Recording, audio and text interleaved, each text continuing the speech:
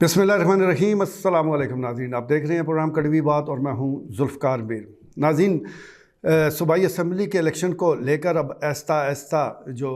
सियासी सरगर्मियाँ उसमें तेज़ी आती जा रही है। बज़ाहिर आज आखिरी दिन था कागज़ात नामज़दगी जमा करवाने का, लेकिन इतला यही आ रही है कि इलेक्शन कमीशन ऑफ पाकिस्तान ने अब 2 दिन की तोसी कर दी है, यानी अब 16 मार्च तक कागज़ात नामज़दगी जमा करवाए जा सकते हैं। बहरहाल अब तक मुख्तलिफ जो ज़िला चकवाल के मुख्तलिफ हलके हैं, यानी 4 सूबाई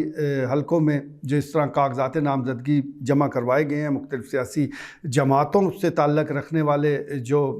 कायदीन हैं उन्होंने और दीगर और जो छोटी बड़ी सियासी जमातें हैं, तो भारी तादाद में इतला यही आ रही है कि बड़ी तादाद में लोगों ने कागज़ात नामज़दगी जमा करवाए हैं। मुकाबला तो ज़िला चकवाल में पाकिस्तान तहरीक इंसाफ और नून लीग के दरमियान है। पाकिस्तान पीपल्स पार्टी, जमात इस्लामी, तहरीक लब्बैक और दीगर छोटी बड़ी सियासी जमातें अपना किरदार बहरहाल ज़रूर अदा करेंगी। और सबसे बड़ा चैलेंज पाकिस्तान तहरीक इंसाफ को है कि वो किसको टिकट दे और किसको दस्तबरदारी का कहें, लेकिन आने वाले दिनों में इसका फ़ैसला करना पड़ेगा। फ़िल वक्त तो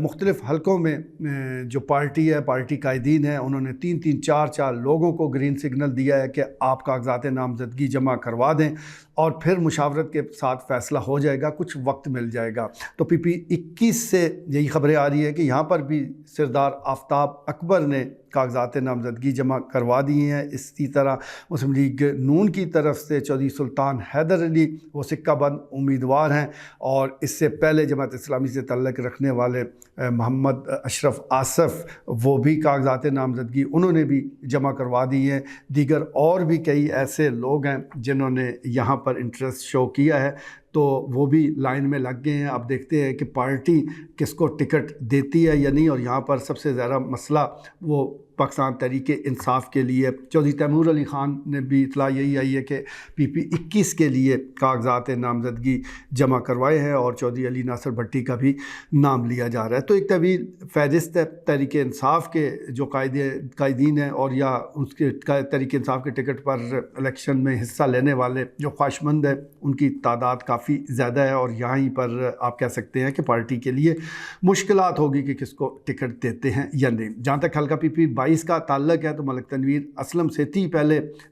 एक अकलौते उम्मीदवार थे मुस्लिम लीग नून की तरफ से, और ऐसा ख्याल ज़ाहिर किया जा रहा था कि नून लीग की तरफ से कोई और सामने नहीं आएगा। लेकिन अब इतला यही आ रही है कि ज़मीरुद्दीन एडवोकेट, जिनका ताल्लुक़ मुस्लिम लीग नून से ही है, उन्होंने भी आज PP 22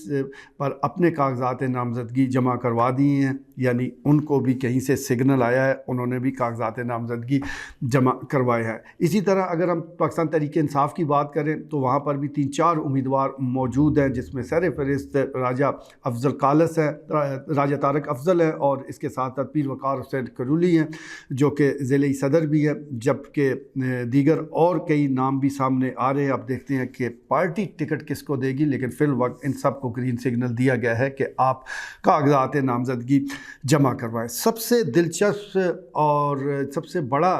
मैदान जो लगने जा रहा है वो हल्का PP 23 में है, क्योंकि यहाँ पर सरदार ग़ुलाम अब्बास ने कागज़ात नामज़दगी जमा करवाए हैं और दीगर और लोग भी हैं। लेकिन दिलचस्प बात यह है कि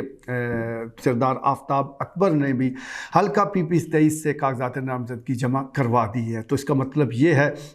कि ये चाचा भतीजा भी आमने सामने आ सकते हैं। कम से कम अभी तक की सूरत हाल यही है। गो इतला यही आ रही है, ज़रा यही बता रहे हैं कि इस सिचुएशन को अवॉइड करने की कोशिश की जाएगी कि ऐसा ना हो। लेकिन एहतियातन दोनों हलकों में इसीलिए सरदार आफ्ताब अकबर ने कागज़ात नामज़दगी जमा करवाए हैं कि पार्टी पॉलिसी के मुताबिक अगर उसी हलके से इलेक्शन लड़ना पड़ा तो कम से कम वो मैदान से बाहर ना हो। तो उन्होंने हल्का PP 23 में भी कागज़ात नामज़दगी जमा करवा दी है। अगर ये मार्का होता है तो फिर तारीख़ अपने आप को दोहराएगी, यानी सरदार खिज़र रयात, सरदार मोहम्मद अशरफ के दरमियान जो मुकाबला हुआ था उसके असरात, उसके साइड इफ़ेक्ट्स बहुत ज़्यादा थे और अब तक वो महसूस किए जाते हैं। उसके नतीजे में जनरल अब्दुल मजीद मलिक को भी काफ़ी अच्छा एडवांटेज मिला, उनको भी मौका मिला, और उससे पहले चौधरी अमीर ख़ान ऑफ भगवालिया ने تو اس لڑائی سے بہت فائدہ اٹھایا اور ممبر بھی بن گئے تھے۔ اب دیکھتے ہیں کہ تاریخ کا سبق کس طرح سرداران کوٹ چودھریہ یاد رکھتے ہیں یا اس سے کیا راستے نکالتے ہیں، یہ تو ان کا سیاسی فیصلہ ہوگا۔ بھارت سیاست میں یہ چلتا رہتا ہے، دو بھائی بھی آپس میں الیکشن لڑتے ہیں، باپ بیٹا میدان میں ہوتے ہیں، تو اس قسم کے معاملات ماضی میں بھی ہمارے سامنے رہے ہیں مختلف حلقوں میں، اب بھی ہو سکتا ہے، لیکن بہرحال یہ ایک دلچسپ مقابلہ ہوگا۔ اسی طرح PPS 24 کی اگر ہم بات کریں تو حافظ عمار یاسر سکہ بند امیدوار ہیں پاکستان تحریک انصاف کی طرف سے، لیکن اور لوگوں کو بھی جس میں آفتاب پنجنت اور دیگر شامل ہیں ان کو بھی گرین سگنل دیا گیا ہے، جبکہ ملک شہریار امان یہاں پر پاکستان مسلم لیگ نون کی طرف سے انہوں نے کاغذات نامزدگی وہ جمع کروائے ہیں، وہ امیدوار ہیں، دیگر اور سیاسی جماعتوں کے امیدوار بھی لائن میں لگے ہوئے ہیں۔ تو پہلا مرحلہ تو اب اس کا آغاز ہو چکا ہے، 2 دن کی توسیع کی وجہ سے اب مختلف سیاسی جماعتوں کو مزید موقع مل جائے گا، مزید کینڈیڈیٹ جو کہ امیدوار بننا چاہتے ہیں، کسی سیاسی پارٹی کا ٹکٹ حاصل کرنا چاہتے ہیں تو وہ بھی لائن میں لگ جائیں گے۔ لیکن اب بھی یہ سوال موجود ہے کیا الیکشن ہوں گے بھی یا نہیں؟ ویسے تو بظاہر تیاریاں جاری ہیں، لیکن اس کے ساتھ ساتھ خدشات کے جو بادل ہیں وہ بھی چھائے ہوئے ہیں۔ لاہور سے بھی کوئی اچھی خبریں نہیں آ رہی اس وقت، یہی بتایا جا رہا ہے کہ عمران خان کو، پاکستان تحریک انصاف کے جو چیئرمین ہیں عمران خان، ان کی گرفتاری کے لیے ٹیم پہلے ہی وہاں موجود تھی، اسلام آباد پولیس وہاں لاہور میں موجود تھی، اور اب ایک ایکشن کیا جا رہا ہے، ان کی گرفتاری کی کوشش کی جا رہی ہے، کیونکہ توشہ خانہ کیس میں ان کے ناقابل ضمانت وارنٹ گرفتاری جاری ہوئے تھے، جس پر عمل درآمد کے لیے اب پولیس عمران خان کو گرفتار کرنا چاہتی ہے، جبکہ کارکنان ڈھال بن گئے ہیں، اور یہ تصادم آخری خبریں آنے تک جاری تھا، اور اس کے نتیجے میں اگر خدا نخواستہ یہ جو ٹینشن ہے، یہ جو کشیدگی ہے، یہ جو ٹکراؤ ہے، یہ بڑھتا ہے تو اس کا اثر براہ راست انتخابات کے انعقاد پر ہو سکتا ہے۔ تو خدشات کے بادل چھائے ہوئے ہیں، اور اس سارے عمل میں جو